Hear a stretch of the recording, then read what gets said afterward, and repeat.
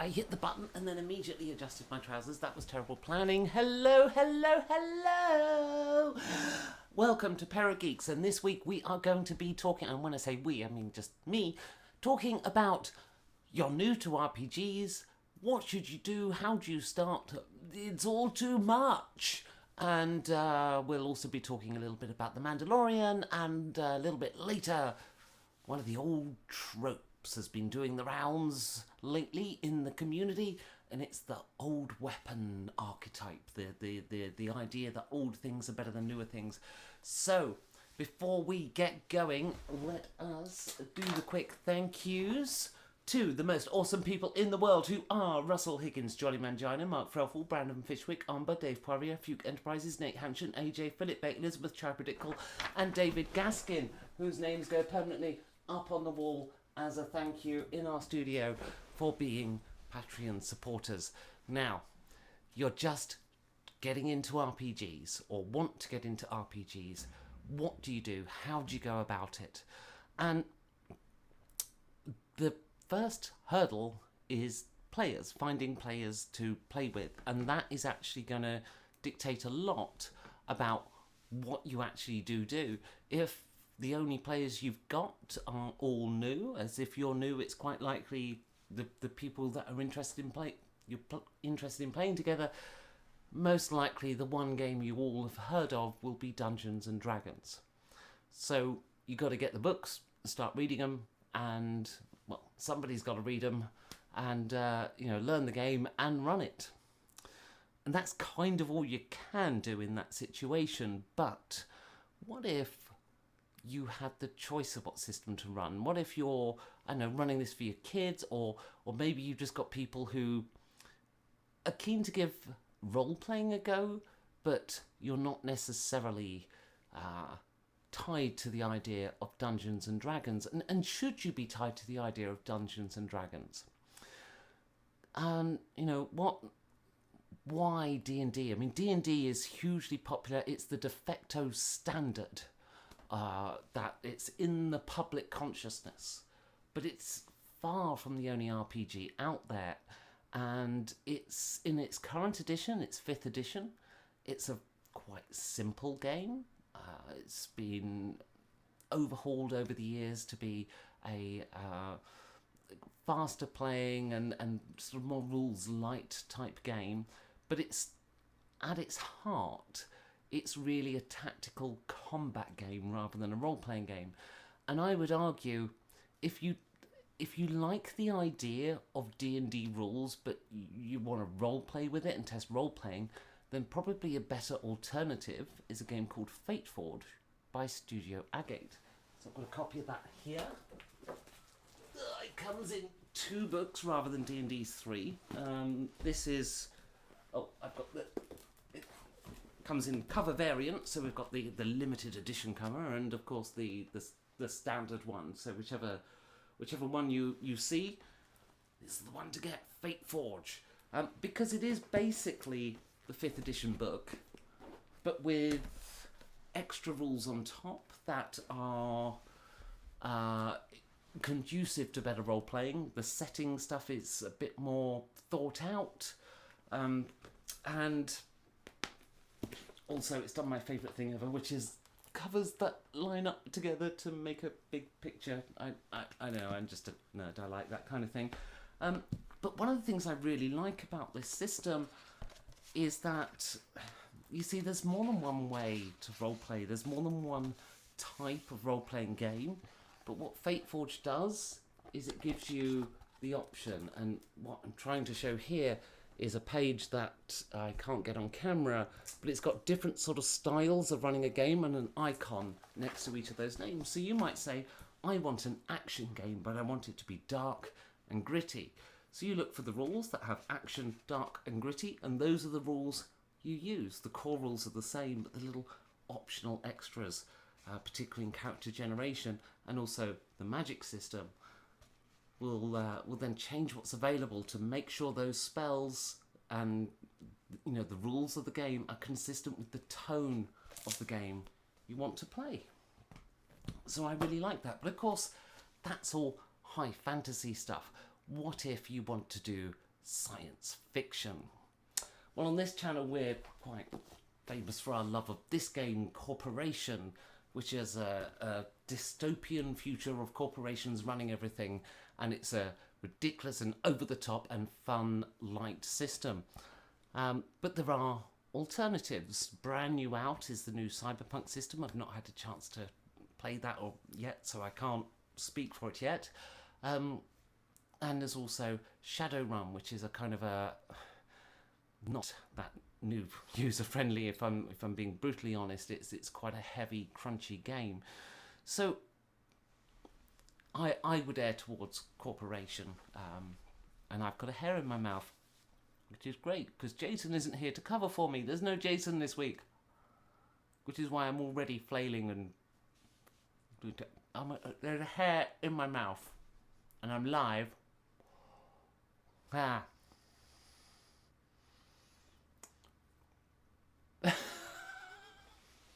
damn it.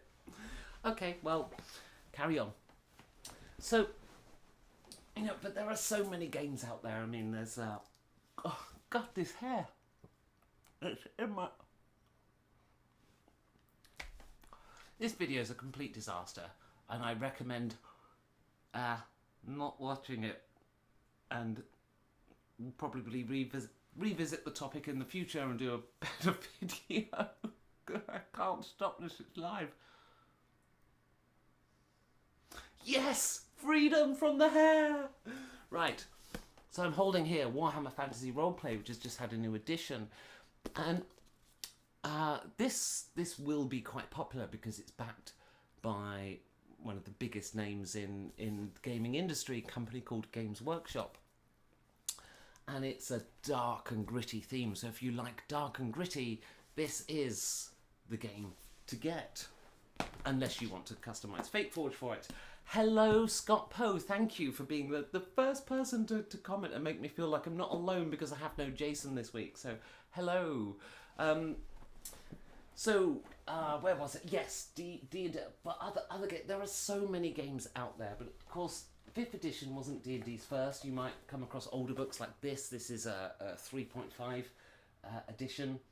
An edition that went into subversion numbers. Books. There are, of course, other games. If you want to play vampires, there is Vampire the Masquerade. This is a classic edition. There's been a newer, slightly more controversial edition since. And of course, if you want to do horror, there's the famous Call of Cthulhu. So those are kind of the standard games. Hello, Fuke. Welcome to the stream. So yeah, if you're looking to get into RPGs, having a look at the different systems out there is definitely something I'd recommend. But what do you really need to start? Well, for most of them, you're going to want a set of dice, a standard set of polyhedral dice, and no, you're not late. We've only been going a couple of minutes, Fuke. So a standard set of polyhedral dice, cost a few quid, 7-8 quid, and you're on your way. Pen, paper, pencil. That's kind of the only tools you need. You just need to choose a book, read it, get some dice, and imagination can do the rest. But surely there's more to it than that. And this camera is at a very strange angle, isn't it? I'm going to try and change it. There we go. And now I'm barely on camera. I'll just move. That's what I'll do. Really professional on this stream. So if you're just starting, and I imagine I've probably lost the interest of most people just starting to roleplay by this point in the video. There was the whole ordeal of trying to get the hair out of my mouth live, which I will never live down. How do you start? And I realise as I sit here that I really do miss having Jason on the sofa next week. He'll be back next week, probably. Right. So, first thing you're going to need when you start playing the game is a story. So where do you pull a story from? Well, you can just buy an off-the-shelf module. I'm wondering, I don't actually think we have many here that I could show. I'm just looking for some in the bookshelf, and yeah, I don't have any at the moment, and there's a good reason for that. Once you've played a few games of role-playing games, you will definitely start developing the creative juices of your own to start coming up with your own stories. And I actually find that a lot of the techniques I use mostly come from actual script writing techniques. Like, I try to use things like the hero's journey and what Kurt Vonnegut called story shapes, and I try to use the theory of storytelling in my adventures. But you don't need any of that stuff. You just kind of need an idea with some hooks that the players can follow, and and in your first adventures in particular, really you just need something simple. So an off-the-shelf book that has a basic story to get you going is not a bad idea to begin with. If you're playing D&D, I'd say get Minds of Fandelver or something.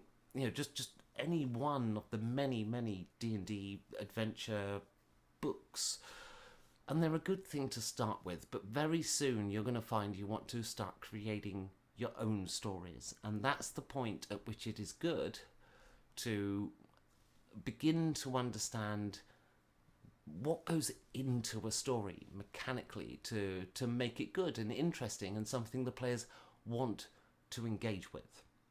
So we'll talk a little bit more about that later in the video. And but before I come back onto that, there's a few other topics I want to talk about today, and I want to move on to one now because it's bugging me.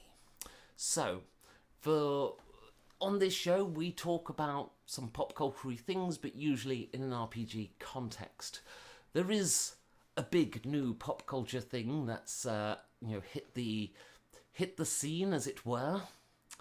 My Facebook feed is filling up with pictures of the baby Yoda. Now, this is somewhat unfair for us British people, because Disney are not launching their service in the UK until March of next year, so British people cannot legally watch this new phenomenal show called The Mandalorian.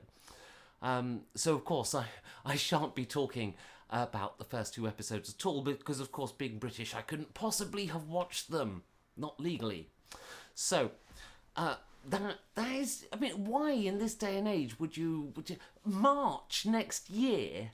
Seriously? And who the hell needs another streaming service? And is The Mandalorian good enough to justify another monthly expense? And I would say probably not. I mean, it's really, really cool for the nostalgia trip, but the protagonist is really designed to be an antagonist. I mean, he doesn't take his helmet off, so you can't ever really relate to him. I mean, there is this thing in films where, they do the blank face lead actor, to rather than showing emotion, it allows you to project yourself onto them. But when it's a helmet and you can't see the face at all, you really can't connect at all with this hero, and you get these few brief moments in these really quite short episodes to where you can hear the Mandalorian speaking. And of course I haven't seen any of this because I'm British and it's not available here, so I can't legally watch this till March next year. But there's a few moments during each episode where the Mandalorian speaks, but it's not enough to connect the emotion being projected through the voice. It's not enough to truly connect, and that's because the Mandalorians are designed as antagonists rather than protagonists. So going back to our opening topic of how to make stories and stuff, your adventurers will be protagonists and your adversaries are your antagonists. And there are things you might do with an antagonist that you shouldn't do to a protagonist. For example, as a GM, you'll be controlling the antagonists. You should never control the protagonists. That is up to your players. Your players want to connect with their characters. That means they want to make them unique and their own. And you should allow them the freedom to do that as a GM. You certainly shouldn't enforce them to always keep their bloody Mandalorian helmet on, made of Beklar and all that kind of stuff. No, you should let them take their helmet off if they want to. So, if you're going to give them a cursed item, make sure that the player is up for it and they don't, and you don't take away agency or the characterization that they've got for their character. So, hello, Chav Hunter. So I'm just going to have a little look at the chat. So Fuke says the more streaming services that can compete on exclusivity, the more piracy rises. Yeah, but as I said, The Mandalorian not even available here, and I have at the moment I have 2 streaming services, which is actually one too many. I only want the one, and I certainly wouldn't want to be locked into a brand that only does its own stuff. I want to be able to watch what the latest series that's popular is, and that's kind of what's frustrating about the situation with streaming services at the moment. The whole thing's there's gonna be bankruptcies. I don't think the market is enough to support this many. Scott Poe says, I just bought the King of Dungeons rule set based on 13th Age. Another great system. Chav Hunter, I've been playing 13th Age on Tuesdays. Okay, so yeah, cool. Few people liking 13th Age. I'm just trying to see, do we have... I don't think we've currently got 13th Age books here. No, okay. So, can't get those out. So, but we did publish an interview with Kat from Pelgrane Press, so if that's the system that interests you, then please do go check that out. We only published that in the last month or so, at some point. Yeah, no, The Mandalorian, I mean, and how do you... No, I'm going to rant about this again. Disney have launched it in the US. My social media feed is full of spoilers. How do British people now enjoy that, having already seen Baby Yoda toys are in the shops very soon. In the UK, they're on their way. We don't even get the blinking show until March. So Disney have set themselves up for complete failure. Whilst I've got a few of you on whose names I know were watching the stream, and I don't know, some of you may have already received your prizes from ComPlus. We are, I think now, we've got about half of it shipped. Now, I haven't been able to ship in the last week. I had no car, but I have got all but 6 people's prizes from ComPlus all packaged up. There are 6 remaining that I haven't got boxes for, although I've just picked up 2 more boxes, so pretty soon it'll be just 4 to go. And I've now got a car again, so I'll be taking them all to the post office this weekend. So, right, yeah, cool, Scott's got yours, that's awesome.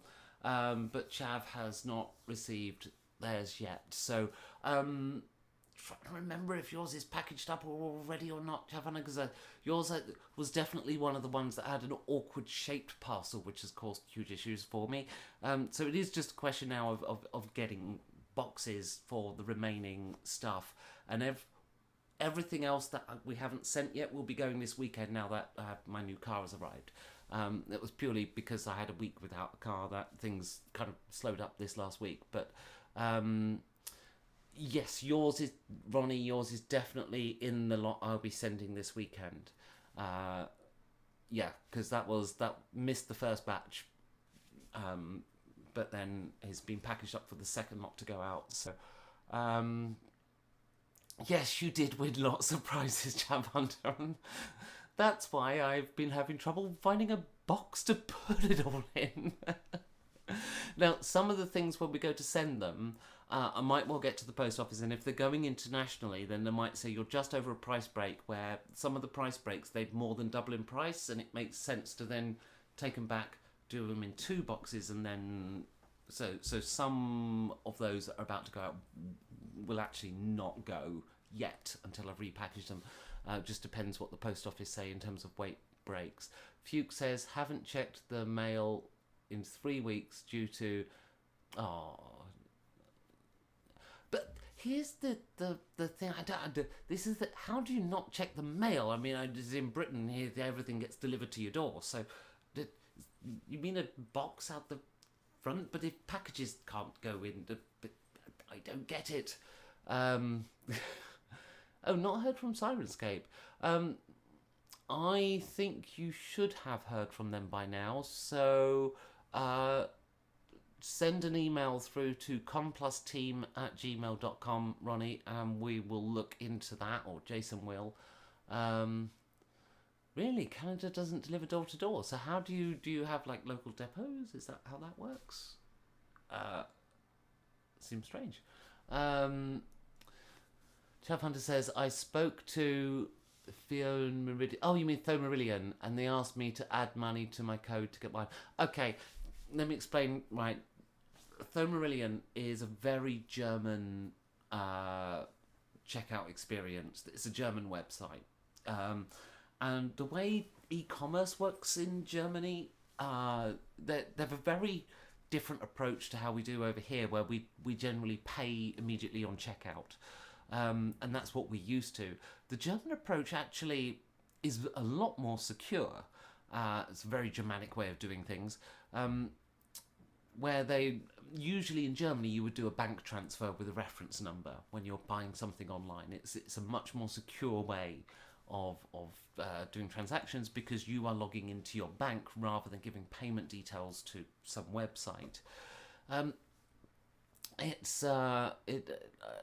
I wonder why that hasn't taken off over here, other than we're lazy.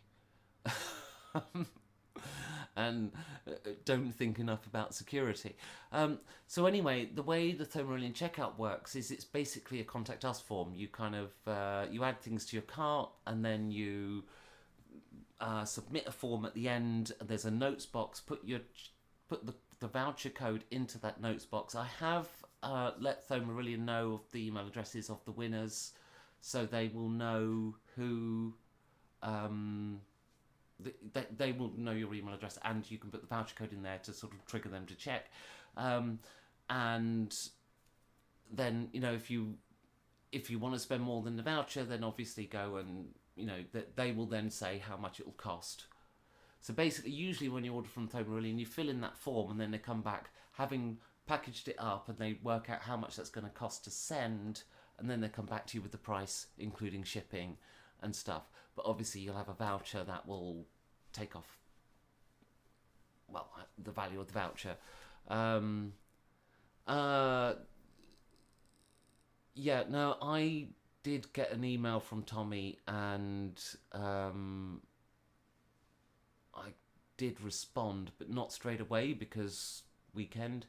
And maybe I said I'd explain it to you, but anyway, I now have. So I can't remember how I left it with him, to be honest, because it was last week. Fuke says community mailboxes give residents of a community, condominium, or apartment complex a centralised location where they can pick up and drop off their mail. All mail in community mailboxes is in community mailboxes in Canada. That's interesting. I have seen a similar thing in Holland, so I'm familiar with that approach, but never used it myself. It still feels kind of alien. So Ronnie's yeah, we're talking openly here about depression. I've had depression in the past, so that was a kind of hashtag Me Too moment. And yeah, it is tough. I hear you. But let's not dwell on that now. Let's say hello to Michael B. And what were we talking about? Yes, I was ranting about The Mandalorian. So the show that I can't legally have seen. And so yeah, it kind of bothers me with the whole not taking the helmet off. I mean, how does that even work? He's got a baby with him 24 hours a day. And, the baby never sees the Mandalorian's face. It's implied through editing that that doesn't happen. In the script, there are characters that say Mandalorians never take their helmet off. I think it's a stupid thing to do anyway, because as a viewer, I then don't connect with this character so much. And how does he eat? Just explain this. How does he eat? How does he brush his teeth? Do Mandalorians all have terrible teeth? Because if eventually that character takes the helmet off and the actor has amazing teeth, I will not be happy. Right, Chav Hunter says, tabletop gaming has helped me a lot with depression. And yeah, it is a great outlet for lots of different conditions, particularly social anxiety. I know it helps a lot with. Scott Poe, the US sucks out loud these days, but I can't really complain about our shipping situation. It is amazing. I'm not going to comment on your country sucking out loud. Mine's about to get... I'm going to get a new government for Christmas. Unfortunately, it doesn't look like it'll be the one I want. Fuke says, so Becky, did you dislike the new Dread movie then? Dread 3D?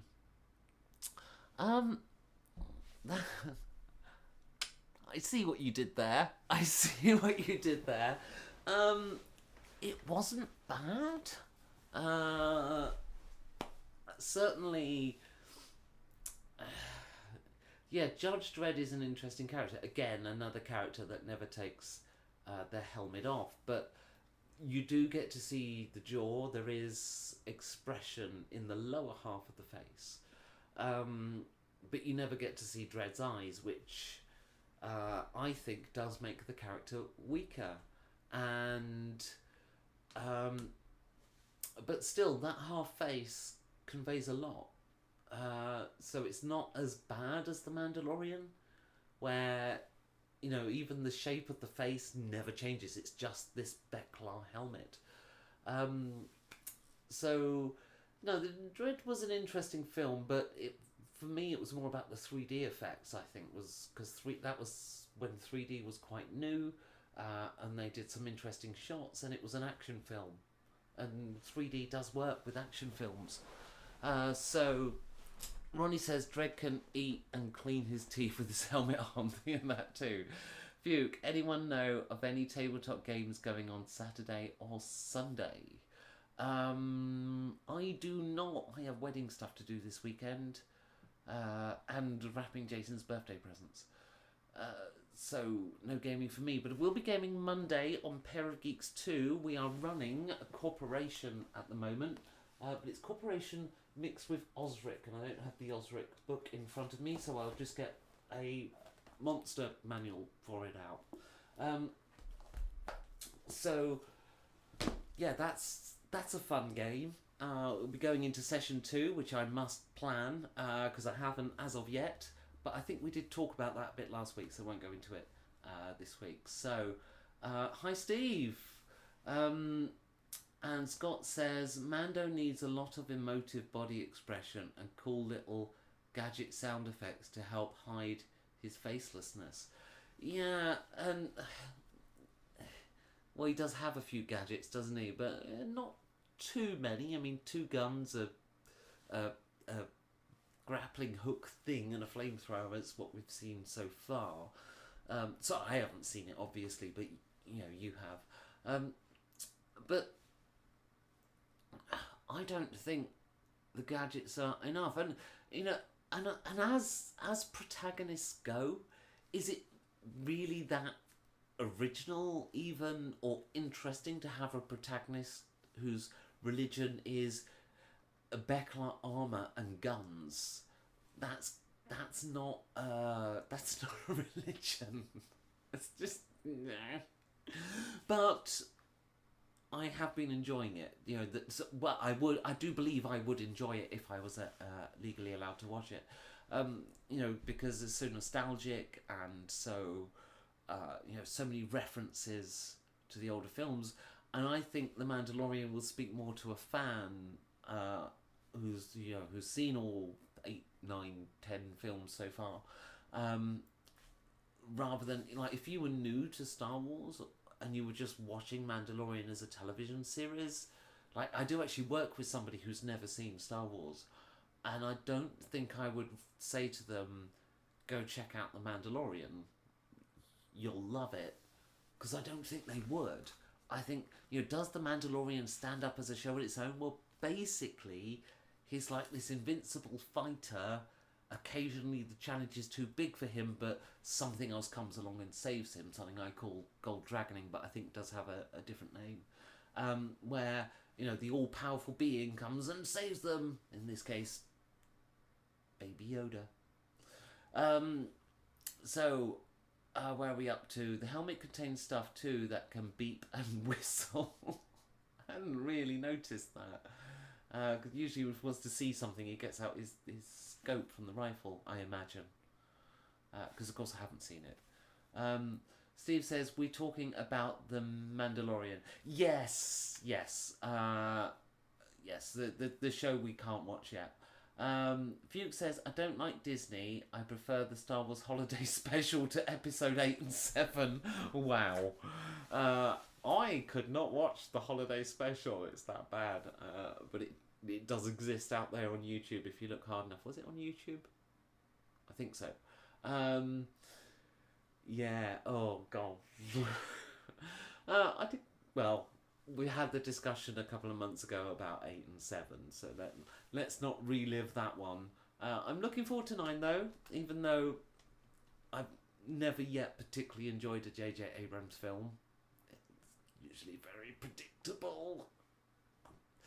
And the surprise is only a surprise because they deliberately gave no clues for whatever's coming. It's very standard. Anyway, no, other than that, I'm really looking forward to it. So, Fuchs says, I am looking forward to 9 so I can be done with Star Wars. You won't be done with Star Wars. It's just the end of the Skywalker saga. Mandalorian is 30-minute episodes of non-Star Wars Star Wars. Not impressed. Well, it's a TV show. Star Wars previously has only ever been a film, and I think you kind of have to accept that. I love the fact that the Jawas were. I think I will love the fact that the Jawas are in. When I get to see it, and he gets to the top. They've all got concussion rifles, but of course they're concussion rifles. They can't be holding an actual gun that would, a disintegrator or something, because that would be the end of the show. And that kind of contrivedness is just, yeah. But, okay, so Firefly was a TV show too, and I loved it. But imagine, okay, see, Firefly was before Serenity. And also, those episodes were longer episodes. The Mandalorian is a 30-minute format, which I don't think is long enough for modern television. Ronnie says, I am in the minority, I know, but I found Firefly so incredibly dull. Get out of here. Banhammer. Scott Poe says, to be fair, TV shows, the Clone Wars cartoon is just about the best Star Wars ever made.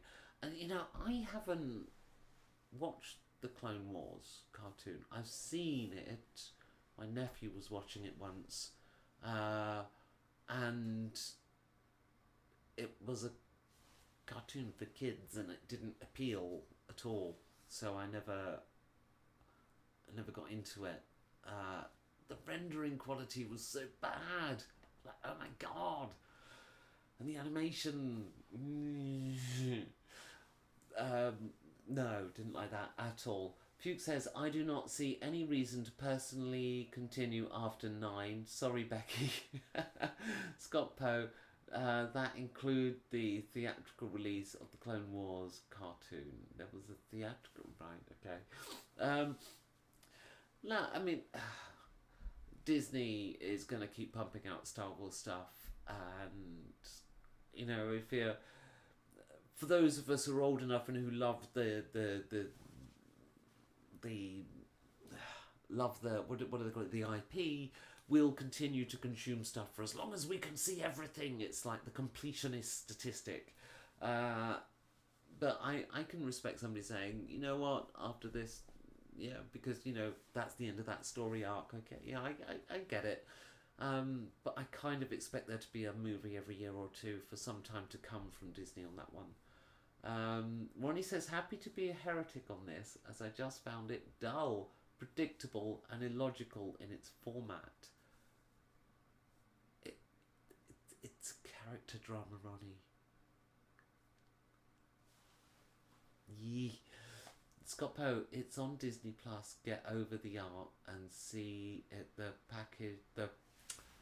pacing and living up to the Star Wars makes it worth your time. Yeah, but I think it would benefit from being a 45-minute format, which of course would make it more expensive. So I know why it's not a 45-minute format. It's just 30-minute shows are so 10 years ago. The stories you tell in 30 minutes cannot be as deep. These days, really, shows need to be 45 to 60 minutes long in order to contain enough plot content. So Steve Ross says, something big, tentacly, and very hungry is in your future. Lol. Oh, right. You don't threaten Cthulhu on people. Fuchs says, yeah, Disney doesn't get my money often.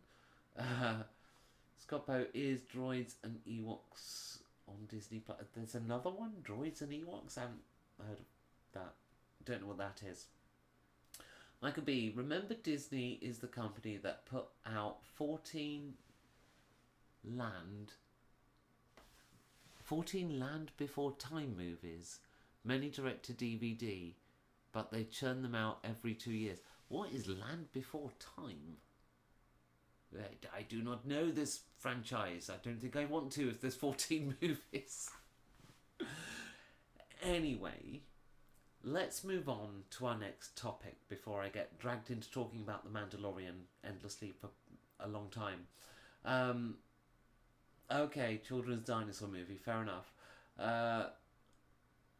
So, our next topic for tonight is... It's something that's popped up in the last week. I don't know where it originated from, but this concept of old things being better than new things in relation to particularly artifacts of great power.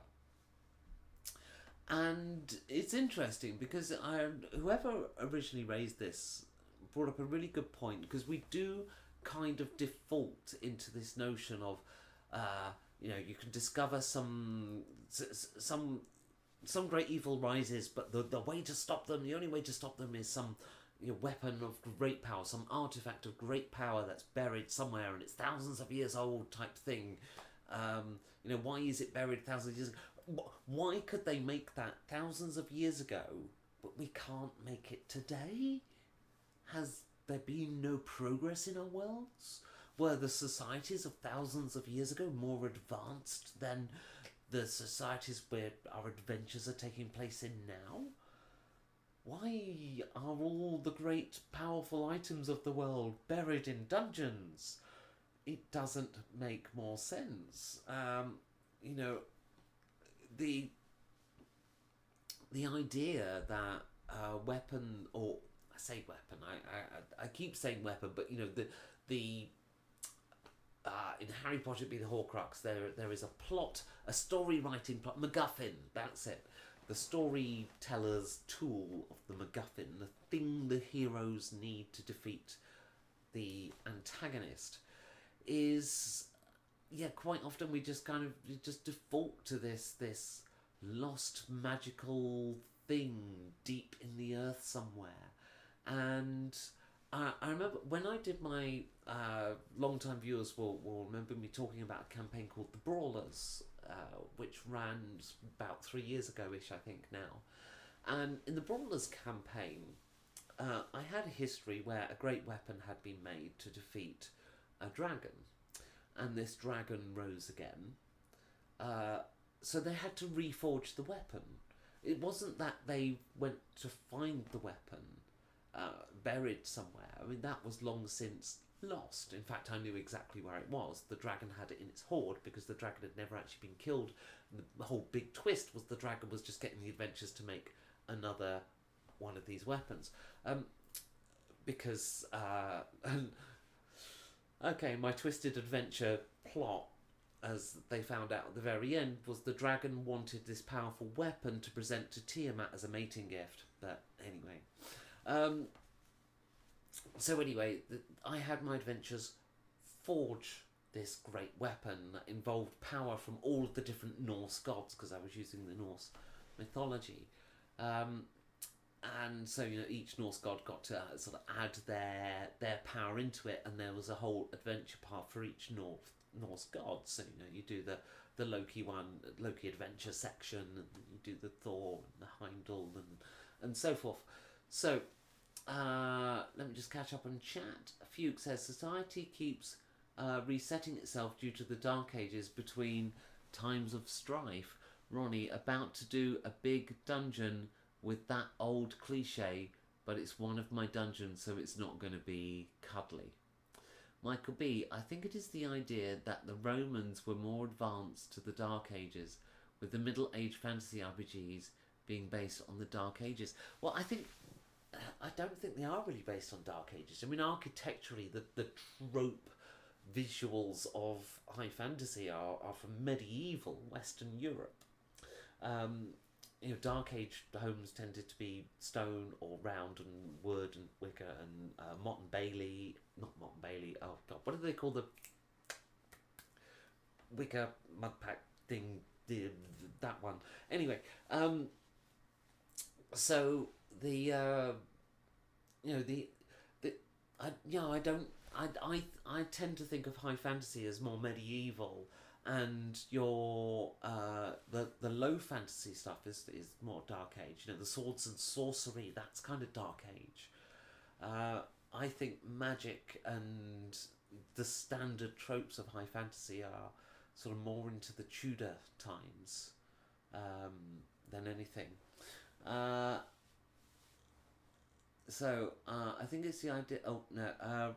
Steve says, it's not the same if a minigun can kill the big bad. Hello, Dave. Steve says, I must quest to the local weapon store and buy it. Well, forge it again, I'd say. That's the format I used in my original Brawlers game. You know, the recipe was an old thing. You know, they got that from a dwarven smith, from an old dwarven book of lore. But then they had to forge it anew, and that I think is a much more sensible approach. You know, the knowledge is old, but what if, you know, things generally improve over time? So surely this time around we could make something better. And actually, when you think about it, then having it Pathfinder 2, you've got rules now for making magic items. So you can basically, whatever the magic item's worth, you spend half of that on ingredients, as it were, and then the other half of the value of the magic item you can kind of purchase with downtime, like as you make it yourself. That's kind of roughly how that works. And so, you know, if you could make other magic items, then surely whatever your MacGuffin is, surely it can be made anew. That doesn't mean that the players just go, okay, let's go to the workshop and get to it. They might need components to remake it. In fact, that could be a much longer quest than finding an old one. But if you find an old one, then maybe it's all brittle and broken and no good anymore, or all its charges are used up. So there's definitely, I think, more mileage in forging things anew, and also maybe like last time the monster was entrapped in this prism using this MacGuffin, this plot MacGuffin, whatever it is, a necklace of great power.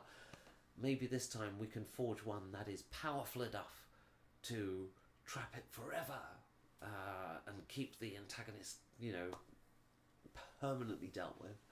Um, Dave says, is anyone here stoked for Warhammer's The Old World by Games Workshop in 3 years' time? No, because it's 3 years' time and all they've said is we're going to work on an Old World project. And so I think they mean Fantasy Battle, as opposed to this thing. So I get less interested at that point. The idea of getting a Games Workshop wargaming game is like, yeah, I want to pay my mortgage off. I don't want to get into that. I ranted about this, I think, last time, that their games are just, they have to make them skirmish games because the models are too expensive to do a proper war game, and yet they're called wargaming. Makes no sense to me. Wattle and Daub, thank you, Michael. Fuke says, I think in Forgotten Realms there is the time of the dragons, then there was a dark age, then there was the time of giants, followed by a dark age. Rinse and repeat with elf and dwarves and now men. And yeah, the sundering and all of the other things and stuff. But you have to bear in mind that Forgotten Realms is a really badly written setting. So, especially if you've got... I find the book. I might not actually. Do we even still have it? It may have been burned in fire, but the Sword Coast Adventurer's Guide... Oh my god, that is so terrible. Oh, I don't see it anymore. I think it's been disposed of. Yeah, and I think if you're world building and you've got a time in the past where things were better than they are in your adventure time, whenever your adventure is set, that's great. You can have relics from the past. I think they have their place. And I think, definitely if you see ruins of great buildings, and especially if they're on some kind of epic fantasy scale, like, I once did a dwarven citadel on a moon of the players, like my players ended up on their planet's moon, and there's this dwarven citadel there that had walls a mile high, because fantasy and dwarves, so why not? And if that's a relic of the past, as it was in the case of the adventure I was running, so they had to scale the walls because they couldn't get in, no dwarves there anymore. So they wouldn't open the door. And no lock picking a dwarven door, so they had to climb the walls and then go down the other side, a mile high. That was an adventure arc in itself, set in like half a session. So if you've got that, that's great. A great civilization could have fallen and stuff, but that's one civilization that fell from grace. It'd be a bit like Britain is no longer a superpower. Now there's many countries more powerful than Britain, but we're still here. When Britain was a superpower, countries that now are superpowers were around. And I think we kind of, when we think about world building fantasy worlds, we kind of fall into this thinking that the whole world is one society. The world went into a dark age, and now it's recovering type thing. But actually, no, a society will have fallen maybe, but the world just carries on. We kind of have this view in the West that civilization just is what it is. But and things have always been this way. It's okay to run the tap and then sort of splash water around the sink afterwards. But there will be people in Africa who look at the wastage of that water going, what are you doing that for? Just leave the sink, it's fine. Coffee granules on the side of the sink, don't waste water.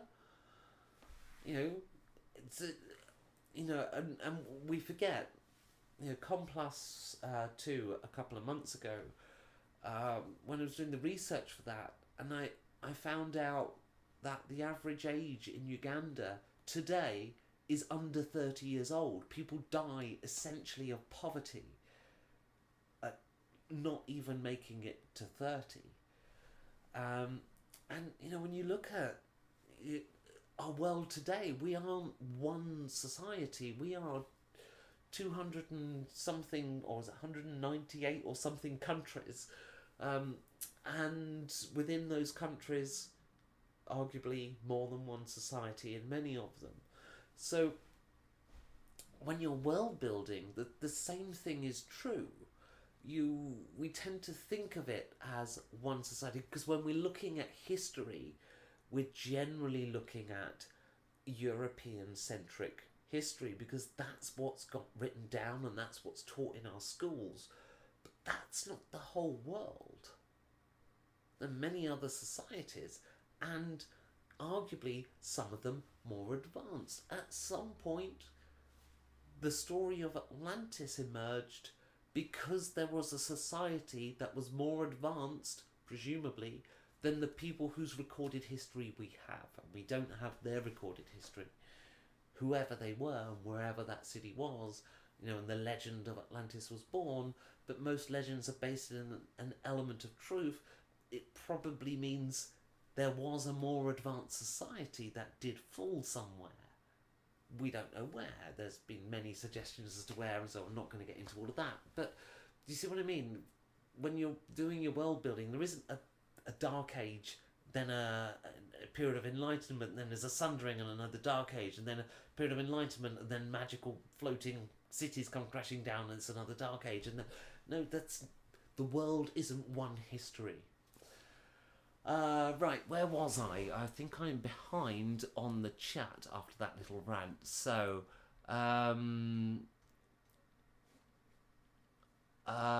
Fugue disagrees with my statement on the Sword Coast book. Wow. Okay. I will cover that in more detail soon. Just trying to find where the chat was up to. I'm a long way behind. Okay, yeah, here we go. So, Dave says, that's a nasty Warhammer Fantasy role-playing book. I had edition 1, and I'm sure it was thinner. Oh, meaty, not nasty, meaty. Yeah, this is the new 4th edition, which kind of goes back to the roots of Warhammer.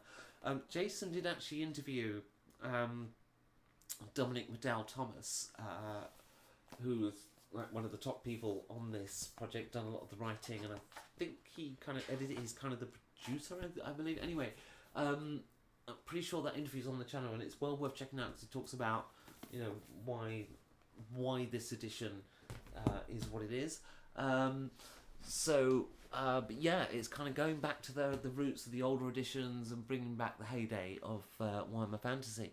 So Chavana says, I have played Warhammer Fantasy RPG, the one which is cheap. Don't think there's a Games Workshop product that's cheap. Dave says, kind of agree with you there. Age of Sigmar is a skirmish game. Warhammer 40k is a large skirmish game.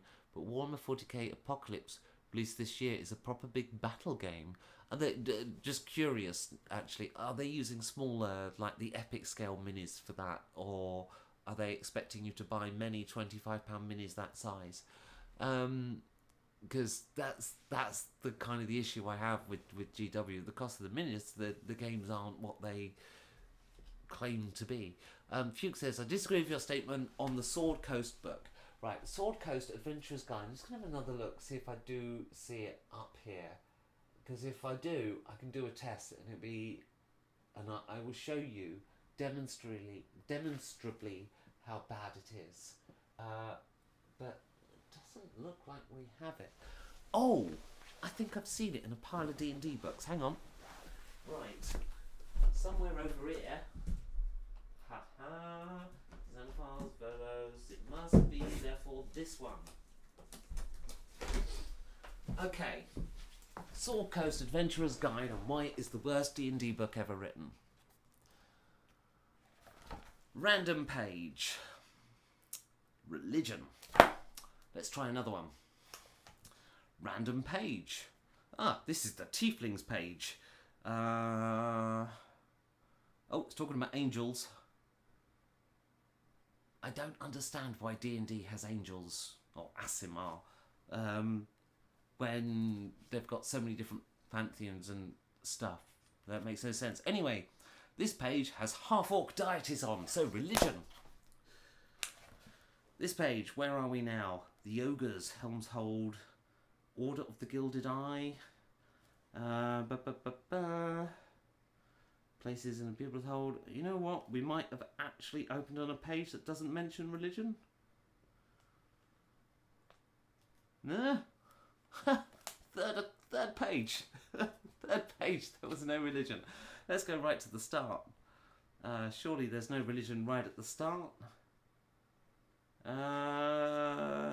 Yes. Yes, you have to go to the next page. Yes, it's the really terrible geography guide. That really is rubbish in this book. That's another complaint. So it goes into that first before it then goes into its massive, endless talk about religion in the realms. And it just goes on and on. There are lists of gods. This is one pantheon, the Faerunian pantheon. How many gods of war are there in this one pantheon? Because this is just... Right, so there's Bane, god of tyranny, lawful evil, god of war. There is Hor, god of revenge and retribution, the lawful neutral god of war. There is the Red Knight, goddess of strategy, the lawful neutral god of war. Wait, we've had the lawful neutral god of war, now we've got two! There is Tempest, god of war, the neutral god of war. There is Torm, god of courage and self-sacrifice, the lawful good god of war. There is Tyr, god of justice, the lawful good god of war. There is Valkur, Northlander god of sailors, the god of tempests and war, who's chaotic good. Just like when you're inventing gods. Oh no, it's a different pantheon. My apologies. A different pantheon that only has 3 gods of war. The dwarven pantheon. The elven pantheon. I wonder how many that's got. That's got 1, 2, 3, 4 gods of war. Let's look at gods of trickery, shall we? Let's go back. How many gods of trickery are there? Asmodeus, god of indulgence. He's the lawful evil, god of knowledge and trickery. Beshaba, chaotic evil, goddess of trickery. Cyric, god of lies, trickery. Lyra, goddess of illusion, chaotic neutral, god of trickery. Mask, god of thieves, chaotic neutral, god of trickery. If you haven't got that many ideas for gods, don't create that many gods. And this goes on and on about gods. Even when it's talking about sub-races, it talks about their religions. And it's just endlessly talking about gods. And it's like, what, you expect me to learn all these gods so I can use them in my game? Hell no. It talks about the ways NPCs would mention gods in their speech, and it just doesn't really talk about anything else, and it doesn't give you what it... the new backgrounds in here that you can use just tell you to use tables in the basic rulebook. Like, it doesn't actually give you a full background. I mean, it's so half-hearted, that book. By far the worst thing ever released by Wizards of the Coast for 5th edition. It's just horrendously bad. Right. Dave says, never say that Warhammer Fantasy Roleplay is cheap. I agree.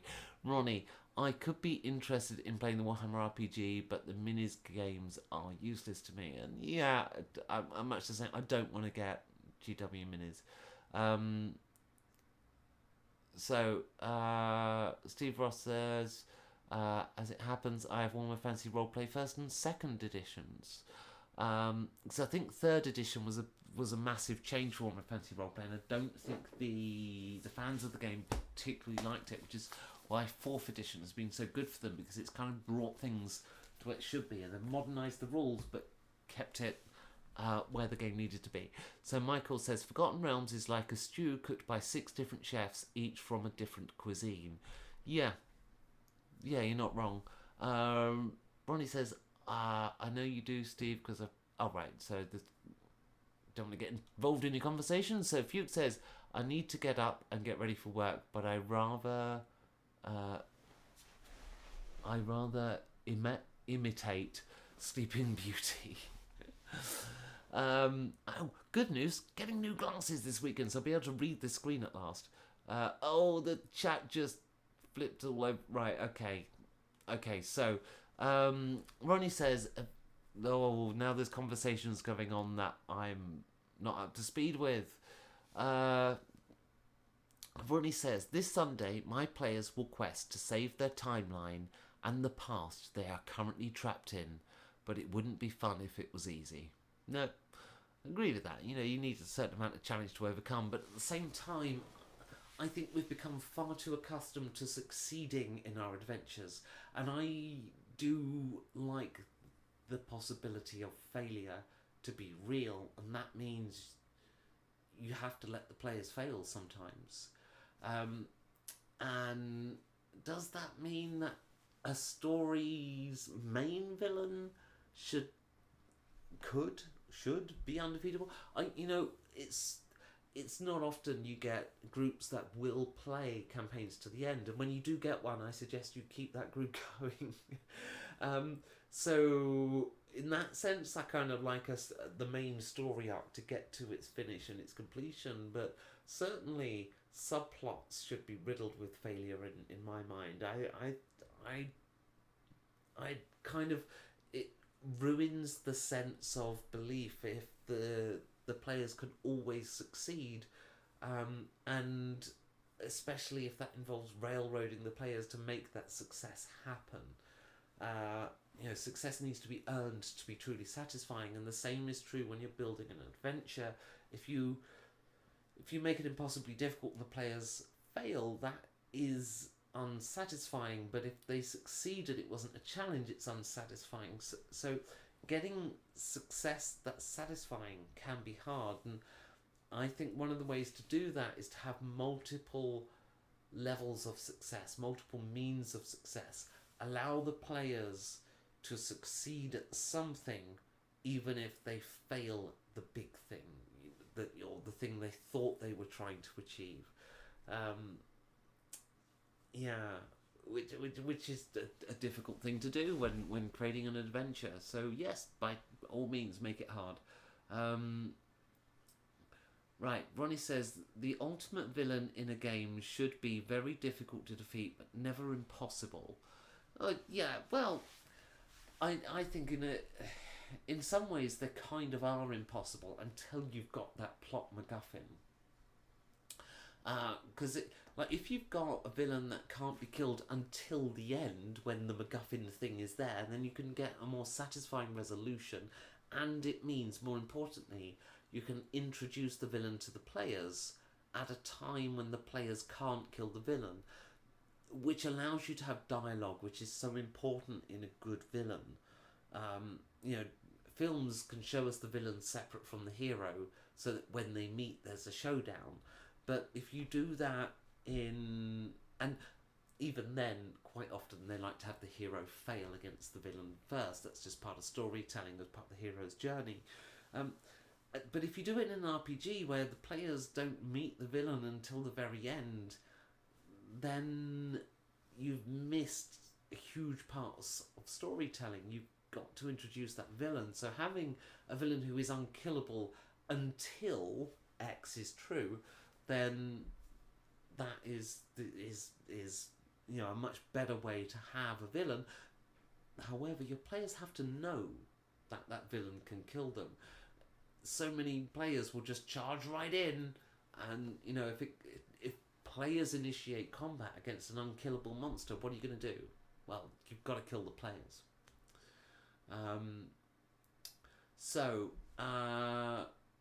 Steve says, success should never be taken for granted.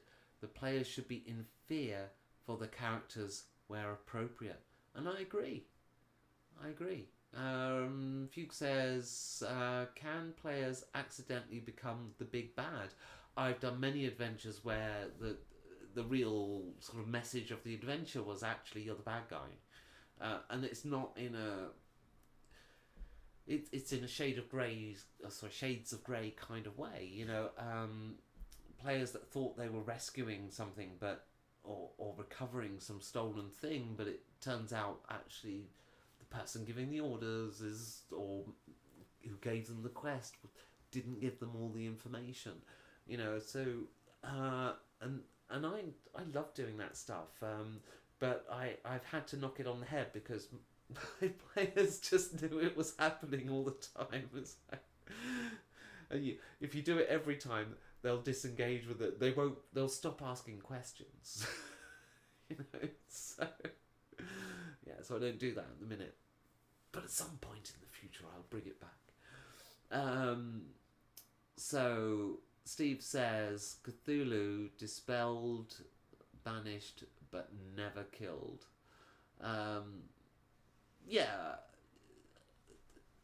But that's particular to Cthulhu. You never fight Cthulhu. You don't fight in Call of Cthulhu. Ronnie says, not impossible, Fuke. It all depends on their actions. I drill into my players the simple truth that all actions, positive and negative, have consequences, both large and small. And I like to run sandbox where I give the players a world and then it's up to them what they do with it. But I'll have antagonists in that world. It's not just, here's a world, it's, there are several Armageddons unfolding. It's up to you what you do. Those Armageddons are going to unfold. If they're not interrupted by someone, So, Fuke says, in 1E, D&D Cthulhu had stats and was therefore killable. Well, there is the old saying, if you stat it, they will kill it. And there is a monster manual's over there, but there is a monster in the monster manual called the Tarask that's there purely to have big stats, and because it exists, players have done encounters against this thing, but it has immense numbers of hit points. And I would argue, if you're going to put, if you're playing like with minis or something and you got a Tarask in the game, I would argue the foot should just crush them all in the first turn. The foot's bigger than the table. There's no mini for it. It's just boom. Everything on that table's dead. That's your biggest monster. Kill that. But no, because it's got stats, people have gone and killed Tarasks. They're mad. Why would you want to sit there grinding through that many hit points? But and there is of course the one character who has never been statted. She's the only unkillable character in D&D, and that's the Lady of Pain, from the City of Brass. To my knowledge, not yet been statted, and I hope she never is. Ronnie says, First Edition Cthulhu wasn't the real Cthulhu. First Edition Cthulhu was just a monster. In Call of Cthulhu, it is a real vicious thing that cannot be killed. Yes, Cthulhu is meant to be the madness within. You can't fight that. It's the dark sides of you, and the unspeakable things, and it's not meant to be something you can shoot. You're meant to simply put it away somehow until it emerges again later. And I think any GM that makes Cthulhu killable has misunderstood what Cthulhu is, fundamentally. But that's Call of Cthulhu, which is a very different game. Most things in this book, I seriously hope most of the actual Cthulhu monsters aren't statted. You might get a spawn of Shub-Niggurath, but don't make Shub-Niggurath statted, please. But let's have a look. Where are the monster stats in Call of Cthulhu? Okay, this is the latest edition, so I've not read it, so I don't know my way around the book. Usually monster stats are in the back somewhere, right? Yes, that's a good point. The players are the big bad from the orc or goblin perspective. Certainly, one thing I like to do is I don't have pure good and pure evil in my world. The orcs are a society. Uh, they are different kind of society, but they have systems and rules and their own methods of governing. It's a clan chieftain, but there's a mechanism of honor and deferment. And my players currently in one of my campaigns, they're on their way to meet an orc tribe to try and convert them to a religion. And one of the things about doing that is they've got to bring a gift to appease the orc chieftain, and even to bribe the people to get through to speak to the chieftain. So they're going to be giving up all the magic items. So good luck with that, guys, because yes, you just killed a dragon horde and you got loads of magic, and I gave you too much for a reason. Right, so looking at the rulebook, it's got things like snakes, sharks, lions. There's a bear, crocodile, dogs. There is a skeleton. There's a vampire. It's got stats. It's killable. Zombie. Now we're back to the actual. So there's something called a Zoth Omog. What's that from? It looks a bit like an aboleth in D&D.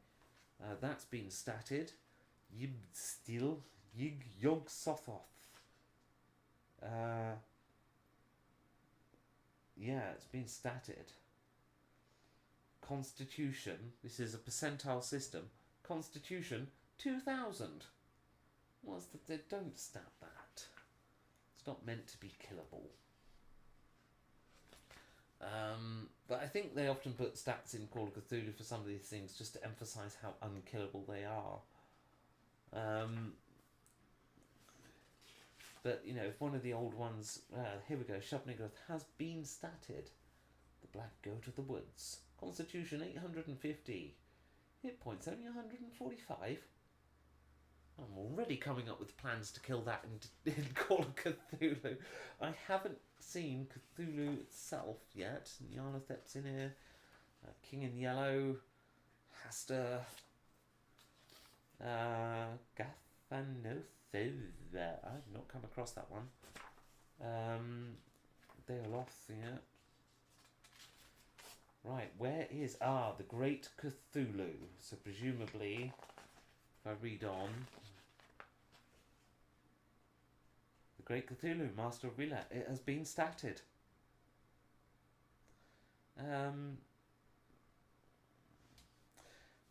Let's have a look at Cthulhu stats in the latest edition then.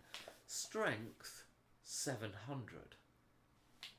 Not that much, really. Only 10 times what a human could possibly, a typical human would have. Constitution 550, size 1050, Dex 105, Int 210, Power 210, hit points 160. So powerful, more than a group could likely handle, but not insane. Damage bonus plus 21d6, build 22, magic points only 42. Right, attacks per round only 2. Fighting attacks, Cthulhu is huge and will stomp, kick and crush with his feet, clawed hands and tentacles. See, I disagree with this. Cthulhu shouldn't be statted. Okay, armor, 21 points of transdimensional muck and muscle. Additionally, he regenerates 6 hit points a round. At 0 hit points, Cthulhu bursts and dissolves into a disgusting, cloying greenish cloud, then immediately begins to reform. He needs 1d10 plus 10 minutes to regain full solidity, and when he does, he then has a full 160 hit points again. Spells known. Knows hundreds of spells, but not summon, bind, Nightgaunt, and contact Nodens. He might impart contact Deep Ones or contact Cthulhu via terrifying dreams. Sanity loss 1d10/1d100 sanity points to see Cthulhu. So he is temporarily defeatable and would be back in 10 to 20 minutes. That's how they've gotten around it. They allow you to kill him, but he comes back. I'm not won by that one. Um, yeah, no, Ronnie had already knew that apparently, and has put it in chat. Michael says, "I meant present the goblin to the party as a vengeance type paladin who is hunting the party because they slaughtered their tribe." Yeah, I've done similar things, and also use a what do they call it? Nilbog, which is goblin backwards, and the Nilbog, to hurt it you have to use cures, and so you have to use your healing potions and curing spells you got left. If you do damage to it, it actually heals the Nilbog because it's all backwards, goblin backwards. So yeah, that's your vengeance paladin goblin. It's a Nilbog. Right, where are we up to? Fuke says, have had a player asked to be a kobold. Yeah, I'm down with that. Everyone else was normal D&D adventurers. Lack of imagination. Um, Michael says, it would require RP to get the point across to the party that their actions are considered evil. And yeah, not every party can handle it. They want to be able to kind of troll along their way through the game. And I say, give them a hard lesson in consequences. It might derail the campaign, but they might take the next one more seriously. Steve says, Call of Cthulhu 3rd, also Static Cthulhu, but had the cannot kill in the description. Possibly to drive him off, but not kill. Scott says, I played a goblin commander in 4E that rode around on the human paladin. Hello, Lord Morbius. Scott says, in combat we had our own moves. That bit was out of combat, RP flavour only. Fair enough. But yeah, the whole thing about playing monsters. I mean, was it Volos or Xanathars where they put rules for that in? There was a particular spate of goblin characters for a little while afterwards. But for me, the base races are kind of too much and also not enough. What I'm more interested in is the cultures a character is from, because in D&D you get given this class, and this class kind of, to a certain extent, it's your role-playing trope, and you've got the archetypes underneath, with usually 3 for each class, and that pretty much, you can pretty much guarantee how it will be role-played based on race, class, archetype. And I've seen all those characters. I'm more interested in the culture that each character comes from, and one of the big issues with GMs doing homebrew and the generic fantasy settings that we've got being so weak is that we don't have this shared experience of the culture in the world. So when the GM starts the game, the players don't have the cultural reference points to make characters that are integrated into the world. And that, I think, hugely hurts our games. I am listening to noises from the other side of the wall. Jason is moving, I think. Anyway, so it would be more interesting, I think, to have, if you could get your players to read your world primer before session 0, imagine that. Of course, you'd have to write a world primer, and then what's the point of doing that? They won't read it. But to have characters that are from civilizations within a consistent world setting, where the plot then can use that and drive it, that is the ultimate goal of a good. Those are significant contributors towards a good session if you can get them. And one of the issues that you'll often find as a GM is that your players don't know enough about your world when they're creating your characters. And one of the ways around that, one of the things I've done, is I use the same world settings again and again. I've got a couple of different fantasy world settings and I reuse them. because then my players have some understanding of it. One of the other things I've done with sci-fi in the past, mentioned this before, but we played a game of Twilight Imperium and used that as our world building for having an RPG in. I'd love to do some more of that, to be honest.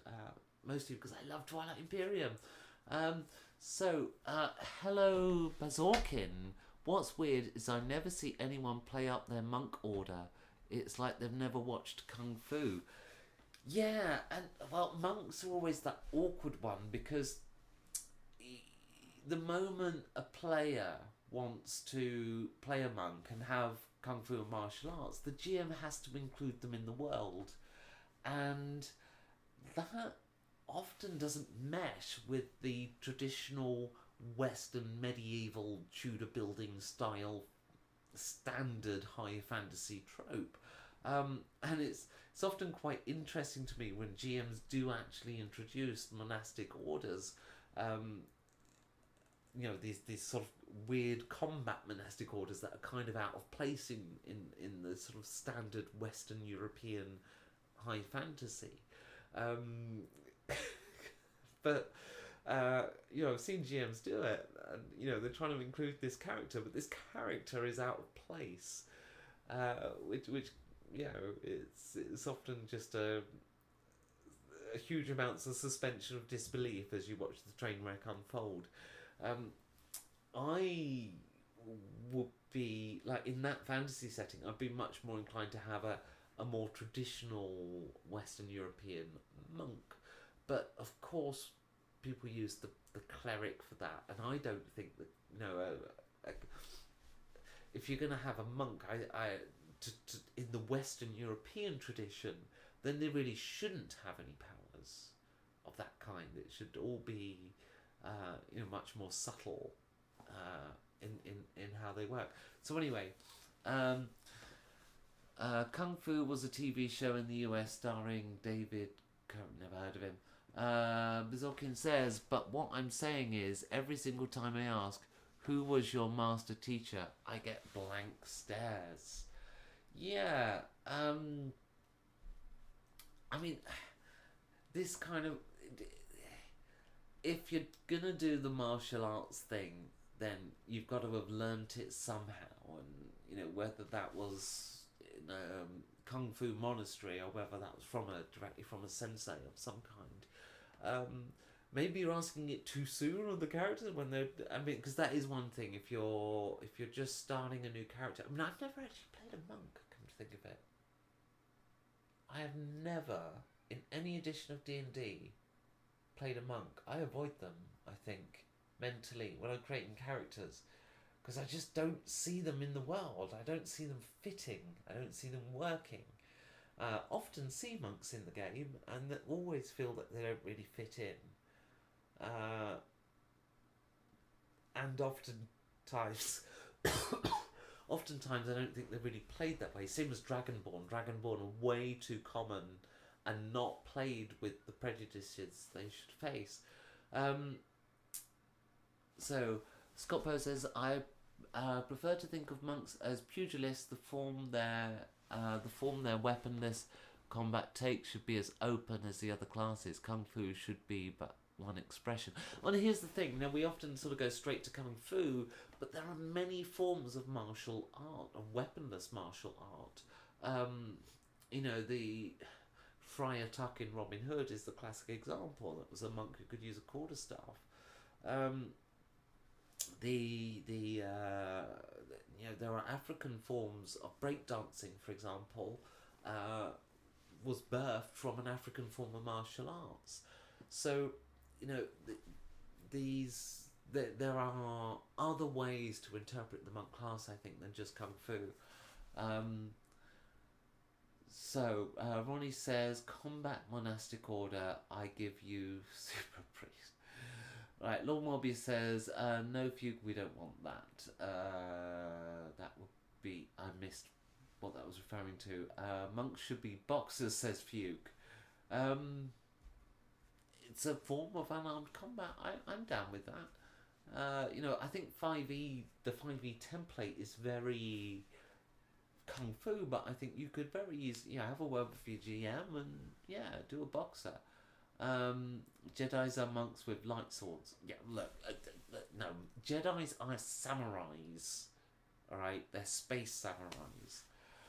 Bizarkin. Oh, I've been playing since first ed, and I've always felt weird about monks.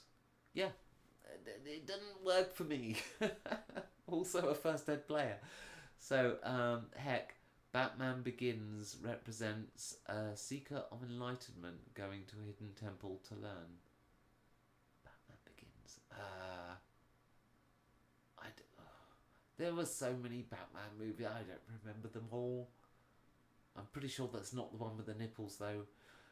Lord Morbius says, I once played a plane shifting ninja wizard cyborg with a Star Wars AT-AT and a TARDIS, but I was 7 years old at the time. But we had fun. Fair. And with that, I think I'm going to say goodnight because my voice is starting to go. The cat's meowing like mad, trying to get into the studio, and the door's shut. I can't do it while I'm online, and all that stuff. So I just want to end tonight's stream with a little thank you to Russell Higgins, Johnny Mangina, Mark Frelful, Brandon Fishwick, Umber, Dave Poirier, Fuke Enterprises, Nate Hanshan, AJ, Philip Bate, Elizabeth Chipradidkle, and David Gaskin. Thank you very much for your continued support, guys. We will see you next week, where we'll be back talking more nonsense, vaguely centered on RPGs, possibly ranting about the Mandalorian again, which of course we can't see because it's not out here yet until March 2020. So I haven't seen those first 2 episodes I talked extensively about earlier. Thank you, everyone, and good night. We'll see you next week. Bye-bye.